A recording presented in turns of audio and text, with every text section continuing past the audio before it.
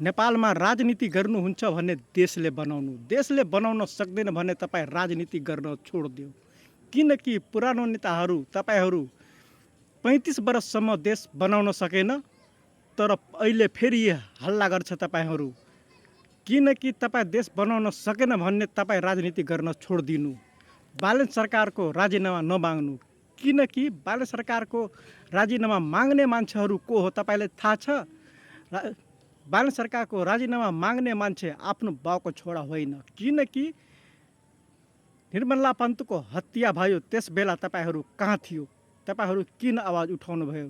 त्यो मुद्दालाई किन पचाउनु भयो? निर्मला पन्तको जस्तो तपाईँको आमाले बलात्कार हुन्छ भन्ने तपाईँले कस्तो लाग्छ भन्नुहोस् त?